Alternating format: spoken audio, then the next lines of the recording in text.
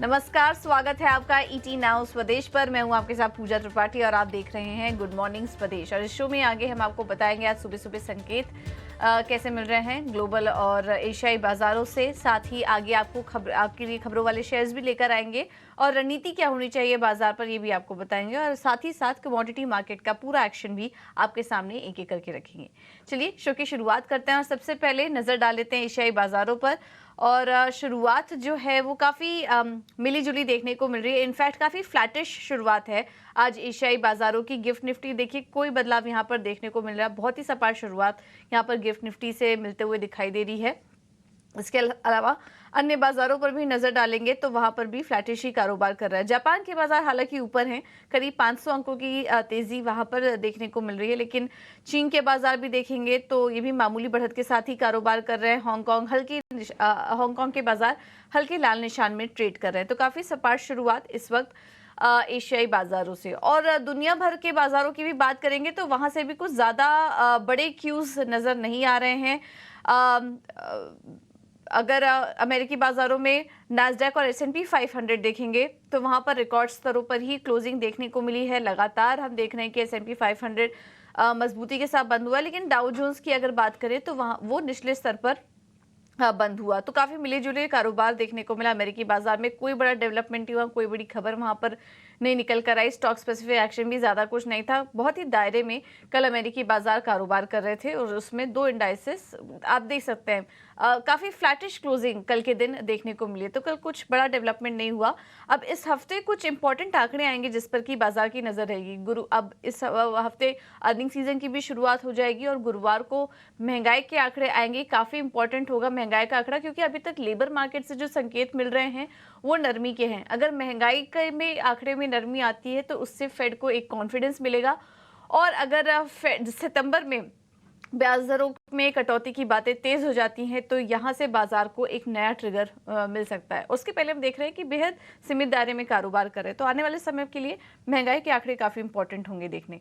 Europe के बाजारों से भी संकेत देखें तो यहां पर भी सपाट ही कारोबार देखने को मिला। बॉन्ड यील्ड्स 4.2% पर आ चुके हैं, 4.3% से गिरकर डॉलर इंडेक्स 104 के पास सपाट। सोने में 1% की नरमी देखने को मिली। वहां पर मुनाफा वसूली भी थी, क्योंकि अब रुझान जो है वो इक्विटी बाजार पर हो रहा है। थोड़ा रिस्क एपेटाइट बढ़ रहा है निवेशकों का, इस वजह से सोने में थोड़ा रुझान कम हुआ और अब बाजार में निवेश बढ़ रहा है, जिसके चलते हमने कल मुनाफा वसूली देखी और 1% की गिरावट गोल्ड में थी। कच्चे तेल में भी 1% की कमजोरी। हरिकेन की कुछ चिंता और इम्पैक्ट एसेस किया जा रहा है डिमांड पर। और उसके पहले हम देख रहे हैं कि कच्चे तेल में भी 1% की गिरावट कल के सेशन में देखने को मिली। तो सपाट कारोबार दुनिया भर के बाजारों में देखने को मिला। तो भारतीय बाजारों के लिए आज अगर ग्लोबल मार्केट से बात करें तो कोई बहुत बड़े ट्रिगर्स या कुछ बहुत बड़ा कंसर्न नजर नहीं आ रहा है। अब एफआईआईज और डीआईज की बात करें तो यहाँ पर कैश मार्केट में एफआईआईज ने नेट बिकवाली का खरीदारी का आंकड़ा है, लेकिन बहुत छोटा आंकड़ा है। 61 करोड़ की नेट खरीदारी हुई है एफआईआईज की तरफ से। लेकिन उसके सामने डीआईएस देखिए 2,866 करोड़ की खरीदारी हुई है। इंडेक्स फ्यूचर में 470 करोड़ की बिकवाली का आंकड़ा है और इंडेक्स ऑप्शन में 3,180 करोड़ की खरीदारी का आंकड़ा है। तो यहाँ पर भी देखिए बहुत बड़ी कुछ खरीदारी का आंकड़ा नहीं निकल कर आ रहा है। बिकवाली भी बहुत नेट अगर देखेंगे तो ज्यादा कुछ बड़ा आंकड़ा एफआईआईज की तरफ से नहीं दिखाई दे रहा है। ओवरऑल मार्केट अगर हम देखें तो काफी रेंज में है। कल के दिन बाजार में भी ऐसा ही रेंज बाउंड कारोबार ही देखने को मिला। और अब सारे एक्सपर्ट यही कह रहे हैं कि अब धीरे धीरे हम बजट को अप्रोच कर रहे हैं, तो उसके पहले ऐसे ही रेंज में बाजार कारोबार कर सकता है। देखना होगा कि बजट के समय क्या कुछ अनाउंसमेंट होता है। तो अब ये जो बाजार है ये बजट के लिए तैयारी कर रहा है। कल देखिए बहुत ही सपाट क्लोजिंग हुई निफ्टी में। बैंक निफ्टी की भी अगर बात करेंगे तो कल बैंक निफ्टी की भी 0.5% की गिरावट के साथ बैंक निफ्टी ने भी कल क्लोजिंग दी है। अब आज के लिए किन लेवल्स को वॉच करें ये एक बार समझ लेते हैं। हमारे साथ बाजार पर रणनीति देने के लिए रेलिगेयर ब्रोकिंग से अजीत मिश्रा जी जुड़ चुके हैं। Ajit good morning. बताइए, कल तो काफी रेंज बाउंड सेशन था, हालांकि थोड़ा ऊपरी स्तर पर जाकर हमने क्लोजिंग दी, बट आज की शुरुआत आपको कैसी नजर आ रही है और क्या रणनीति अपना के चले निफ्टी और बैंक निफ्टी में?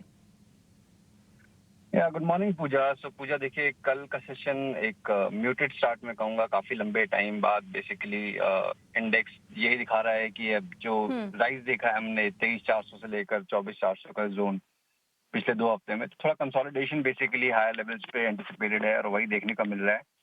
अच्छी बात यह है पूजा कि टाइम वाइज बेसिकली हम करेक्शन देख रहे हैं मार्केट में पिछले करीब 2-3 इंस्टेंस से, जहाँ पे कि रोटेशनल बाइंग चल रही है across the index heavy weights across sectors, तो जो कि हेल्प कर रहा है इंडेक्स को कि हायर लेवल्स पे मेंटेन करने के लिए। तो शायद ये कंसोलिडेशन थोड़ा सा कंटिन्यू रह सकता है मेरे हिसाब से। जब तक कि आप 24,400 को डिसाइसिवली ब्रेक नहीं करते हैं तब तक एक अटेम्प्ट नहीं होगा 24,500 का। तो ये 24,400 से लेकर 500 तक का जोन ये रेजिस्टेंस करेक्ट करेगा। बाइंग जोन है मेरे हिसाब से 24,150 के पास। वहां पे अगर आपको कोई इंट्राडे में डिप मिलता है तभी आपको अटेम्प्ट करना चाहिए when it comes to Nifty long. Banking देखिए कंपैरेटिवली मुझे लगता है थोड़ा सा वीकर है। जिस तरीके से हमने देखा है कि एचडीएफसी में जो गिरावट का सिलसिला है वो थम नहीं रहा है। साथ ही साथ जो पहले आपको सपोर्ट दे रहे थे एक्सिस और आईसीआईसीआई, वहां पे भी थोड़ा प्रॉफिट टेकिंग का टोन है। तो बैंकिंग को थोड़ा टाइम के लिए अवॉइड करना चाहिए। कंपैरेटिवली निफ्टी बेटर है, बट वो भी आपको 24,150 के पास ही डिप मिलता है तभी आपको देखना है। अब आते हैं देखिए स्टॉक स्पेसिफिक थीमेटिक आपको अच्छे मूव्स मिल रहे हैं। तो यहाँ पे बीएचईएल एक कंसोलिडेशन रेंज का ब्रेकआउट हुआ है। यहाँ पे मुझे लगता है कि 344 तक के लेवल्स एंटिसिपेटेड हैं। यहाँ पे आप लॉन्ग कर सकते हैं 320 के स्टॉप लॉस के साथ। दूसरा नाम होगा from the metal space national aluminium का। यहाँ पे भी देखिए एक कंसोलिडेशन रेंज ब्रेकआउट हुआ है, स्टॉक अपने रिकॉर्ड हाइस के पास है। 214 तक के लेवल्स एंटिसिपेटेड हैं। 202 के स्टॉप लॉस के साथ इसको भी आप लॉन्ग कर सकते हैं। ठीक है, थैंक यू अजीत जी आपका समय देने के लिए और रणनीति सुझाने के लिए बाजार पर। तो स्टॉक स्पेसिफिक रिकमेंडेशन है बीएचईएल में तेजी करके चलिए, 344 के लक्ष्य होंगे यहाँ पर, और नाल्को में 214 के टारगेट्स के लिए आप खरीदारी करके चल सकते हैं। अगर इंडेक्स की बात करें तो बैंक निफ्टी को अवॉइड करने की सलाह है, और अगर निफ्टी में आपको तेजी करके चलनी है, फ्रेश खरीदारी करनी है, फ्रेश एंट्री पॉइंट ढूंढना है, तो 24,150 के आसपास जब बाजार मिले वहां पर आप एंट्री कर सकते हैं। बाय ऑन डिप्स का मार्केट है फिलहाल निफ्टी के लिए, और अभी कुछ दिन हम देखेंगे कि थोड़ा रेंज बाउंड यहाँ पर सेशन देखने को मिल सकता है। बैंक निफ्टी भी आपको ध्यान होगा, कल डीपी भी बात कर रहे थे, उन्होंने बताया था कि जब तक 52,000 के ऊपर है तब तक तो कोई चिंता वाली बात नहीं है। 5200 के आसपास मिले तब यहाँ पर एंट्री कर सकते हैं, लेकिन बैंक निफ्टी अभी फिलहाल थोड़ा वीक नजर आ रहा है। तो अजीत कह रहे हैं कि फिलहाल इस लेवल पर बैंक निफ्टी में कोई ट्रेड अवॉइड करें। अब आगे बढ़ते हैं और बात करते हैं खबरों वाले शेयर्स की। हमारे साथ शरद जुड़ चुके हैं। शरद गुड मॉर्निंग, बताइए Q1 बिजनेस अपडेट क्या आए हैं और खबरों वाले शेयर्स भी। जी बिल्कुल, गुड मॉर्निंग पूजा। तो सबसे पहले अगर Q1 के अपडेट्स के बारे में बात करें तो जो आपके गोदरेज कंज्यूमर प्रोडक्ट्स है वो largely inline set of numbers आए हैं। थोड़ी डिटेल्स में बता दूं, इंडिया बिजनेस ने परफॉर्म अच्छा किया, high single digit organic volume growth को आया है, यानी कि 5 से लेकर 9% तक। अगर वैल्यू ग्रोथ की बात करें तो वो मिड सिंगल डिजिट पे है, यानी कि 3 से लेकर 6% तक हो सकता है। रिपोर्टेड वॉल्यूम जो ग्रोथ है वो डबल डिजिट्स में एक्सपेक्टेड है, जो रेवेन्यू की मैं बात कर रहा हूँ। और ओवरऑल कंसोलिडेटेड पे जो है नंबर्स सपाट आए हैं, क्योंकि जो रुपी सेल्स हुए वो सब फ्लैटिश हुए हैं, बट ओवरऑल सिर्फ इनलाइन नंबर्स है। वीक नंबर्स की बात करूँ तो कंटेनर कॉर्प के वीक नंबर्स आए हैं। टोटल वॉल्यूम जो है सिर्फ 6% ईयर ऑन ईयर बेसिस पे ग्रोथ किया, और उसमें अगर एक्सिम की बात करें तो सिर्फ 3% ही ग्रो किया, जो वित्त साल 2025 का गाइडेंस है उससे कम देखने मिला है। तो ये तो हमारे Q1 अपडेट्स हो गए, लेकिन आज ज़्यादा खबरों वाले शेयर है जिस पे फोकस करेंगे, और यहाँ पे आज 2 QIP जो है लॉन्च होने वाले हैं। सबसे पहला पित्ती इंजीनियरिंग 360 करोड़ का QIP लॉन्च हुआ है, और याद रखिए जो इंडिकेटिव इशू प्राइस है वो 9% डिस्काउंट पे आ रहे हैं। ऑफ कोर्स इस QIP रेस से जो है वो अपनी डेट रीपेमेंट करेंगे। दूसरा कंपनी जिसका QIP आएगा वो है जुपिटर वैगन, 1000 करोड़ का जो है QIP खुल चुका है। फ्लोर प्राइस लगभग 690 रुपये का, यानी कि 5% डिस्काउंट का है। तो इन दोनों स्टॉक्स को ज़रूर फोकस में रखिएगा। फोकस में रहना चाहिए HBL पावर भी। कल शाम को एक अहम एनालिस्ट मीट हुई थी, और ऑफकोर्स स्टॉक में भी तेज़ी हमने देखा था दिन के ट्रेड में। कल यहाँ पे 2 अहम बात सामने आ रही है। कंपनी ने अपनी रेवेन्यू गाइडेंस को घटा दिया है। पहले वित्त साल 2025 के लिए 2300 करोड़ था, अब उसको घटा के कर दिया 2100 करोड़ रुपए। और इंटरेस्टिंगली जो मार्जिन है उसमें एस्टिमेटेड है कि 19% रहेगा। कंपनी ने कहा कि जो नए टेंडर्स आने वाले थे इलेक्शंस के कारण जो डिले हो गए, तो उसके कारण उन्होंने रेवेन्यू गाइडेंस कट किया। जो कवच के टेंडर्स हैं, जो सबसे ज़्यादा बाज़ार में इसकी हलचल है, वो सेकेंड हाफ FY25 में जो है वो टेंडर्स आने लगेंगे, और कंपनी फोकस जो है टेलीकॉम बैटरी सेगमेंट में भी करेगी। उत्कर्ष स्मॉल फाइनेंस बैंक की बात करें तो RBI की अप्रूवल आ गई है अपॉइंटमेंट के लिए गोविंद सिंह, जो बनेंगे आपके MD और CEO बैंक के। Nestle India actually share holders ने भी अप्रूवल दे दी कि जो वही 4.5% का रॉयल्टी है पेमेंट, वही पेरेंट कंपनी को जाएगा। ऑफकोर्स ये बोर्ड की अप्रूवल पहले आ चुकी थी और स्टॉक में पॉजिटिव रिएक्शन हमने ऑलरेडी देख लिया था। स्वान एनर्जी में भी एक्शन देखने मिला है। कल 2 एफआई सेलर थे, लेकिन बायर बहुत बड़ा global asset manager, one of the biggest global asset manager in the world, black rock के एफिलिएट ने स्टेक लिया है, लगभग 1.5% स्टेक लिया है, जिसका वैल्यू आता है 304 करोड़ रुपए का। MM फोर्जिंग्स की बात कर लेता हूँ। रिकॉर्ड डेट आ गया है उनके बोनस का, वो है जुलाई 16 का। पहले ही एक्सचेंजेस में उन्होंने अनाउंस कर दिया था बोनस 1:1 रेशियो का, यानी कि अगर आप एक शेयर होल्ड करते हैं इस कंपनी का तो आपको एक शेयर मिलेगा। आखिर में सांगी इंडस्ट्रीज़ की भी बात कर लेते हैं, जहाँ पे बोर्ड की अप्रूवल आई है। लगभग 500 करोड़ रुपए के प्रेफरेंस शेयर्स वो अलॉट करेंगे अंबुजा सीमेंट को। तो ये अहम स्टॉक्स हैं जहाँ पे आज मूवमेंट देखने मिल सकता है खबरों के दम पे। बिल्कुल, बहुत बहुत शुक्रिया शरद आपका ये पूरा अपडेट देने के लिए। तो कल बाजार बंद होने के बाद केवल 2 कंपनियों के बिजनेस अपडेट्स आए, गोदरेज कंज्यूमर, एक और FMCG कंपनी। घरेलू कारोबार में 8 से 9% की ऑर्गेनिक वॉल्यूम ग्रोथ रही और बिक्री सपाट रहने का अनुमान है। एबिटा में 10% ग्रोथ का अनुमान है। तो ये कुछ नंबर्स आए। कॉनकॉर के भी Q1 अपडेट आए हैं और इसके अलावा आज खबरों वाले शेयर्स में PT engineering, Jupiter vegans, HBL power जैसी कंपनियों पर नजर रखिए और इसके अलावा सांगी और MM फोर्जिंग जैसी कंपनियां भी आज फोकस में रहेंगी। तो ज़्यादातर हम देख रहे हैं कि जो मिड कैप कंपनियां हैं वहां से अपडेट्स काफ़ी सारे आ रहे हैं खबरों के भी, तो उस पर आप नज़र रखिए। बात करते हैं ब्रोकरेज रिपोर्ट की। काफ़ी ढेर सारी रिपोर्ट्स आई हैं सेक्टर वाइज भी अगर देखेंगे तो। शुरुआत सबसे पहले IT कंपनियों के साथ करते हैं। मिड कैप IT और सॉफ्टवेयर इंजीनियरिंग कंपनियों पर बर्नस्टीन की ने अपनी रिपोर्ट जारी की है, जिसमें कि परसिस्टेंट पर आउटपरफॉर्म की रेटिंग देख रहे हैं 5,920 के लक्ष्य के साथ। KPIT टेक में भी आउटपरफॉर्म की रेटिंग दी है, 2,120 के लक्ष्य हैं।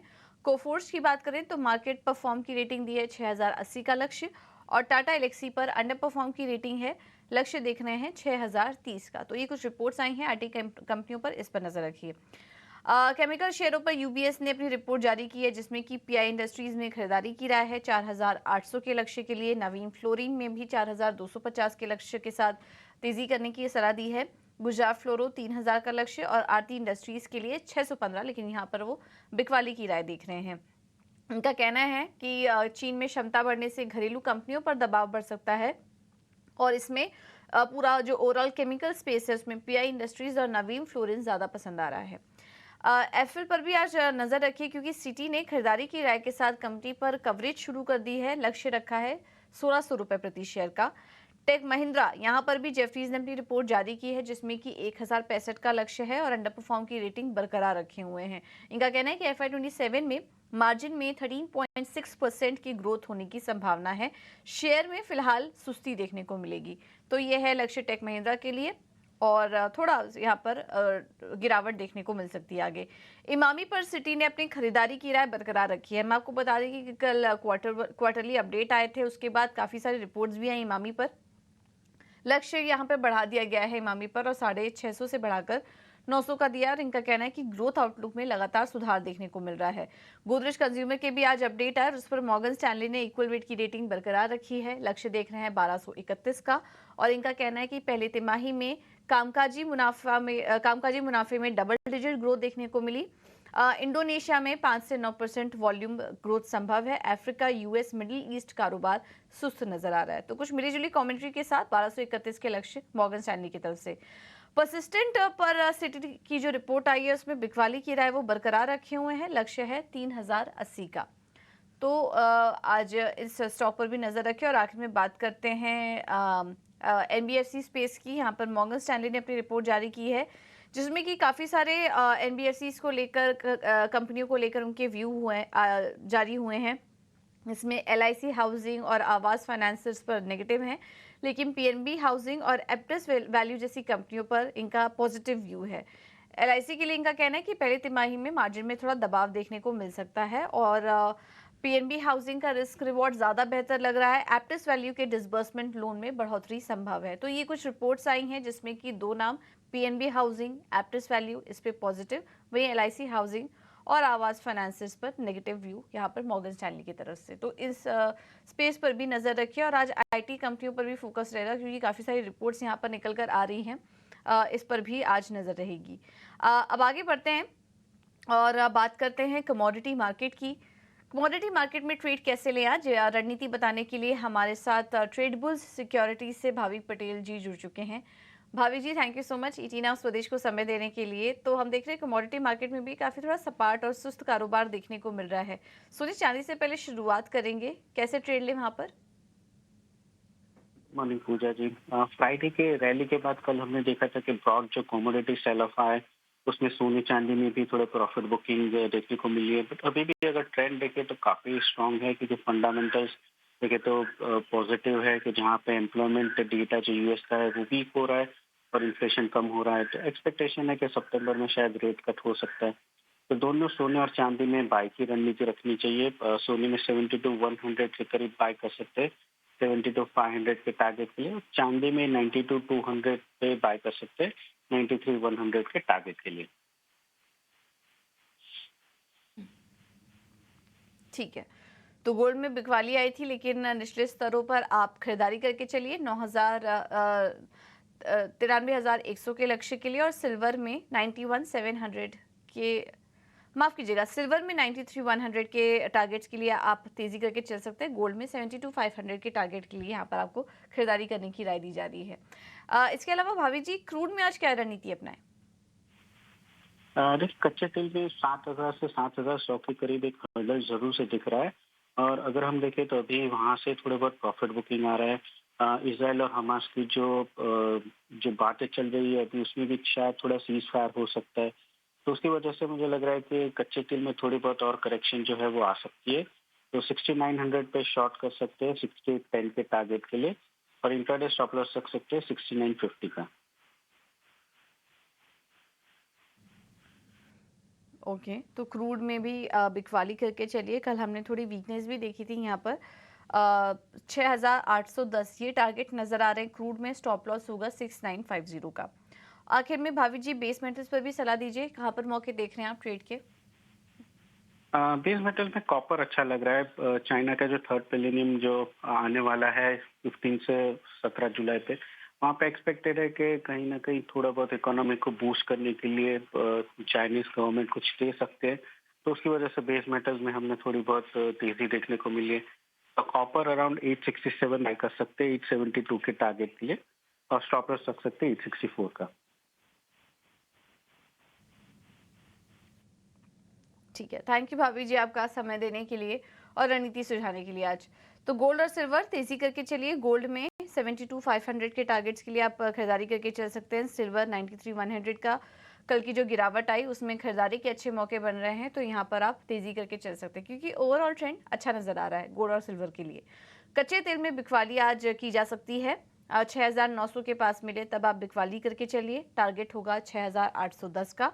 और बेस मेटल्स की बात करें तो यहाँ पर कॉपर ज़्यादा आकर्षक लग रहा है ट्रेड के लिए। 867 के पास मिले तो तेज़ी करके चलिए। 872 के टारगेट के लिए स्टॉप लॉस होगा 864 का। तो ये है आज के लिए रणनीति कमोडिटी मार्केट से जुड़ी। अब आगे बढ़ते हैं, कुछ और खबर का अपडेट ले लेते हैं और एक के बाद एक हम आपको, अब क्योंकि अब बजट की तरफ हम बढ़ रहे हैं तो एक के बाद एक उससे जुड़ी जो खबर है और एक्सक्लूसिव जानकारी है कि बजट में क्या कुछ आ सकता है, वो जानकारी हमें मिलना शुरू हो चुकी है। और अब हाउसिंग सेक्टर से जुड़ी एक खबर आ रही है, ईटी नाउ स्वदेश को मिली एक्सक्लूसिव खबर के मुताबिक सरकार घर खरीदारों को ब्याज में छूट बढ़ा सकती है। डिटेल्स के साथ प्रकाश प्रियदर्शी जुड़ चुके हैं। प्रकाश, बताइए हाउसिंग सेक्टर घर खरीदारों के लिए क्या बड़ी खबर आ रही है?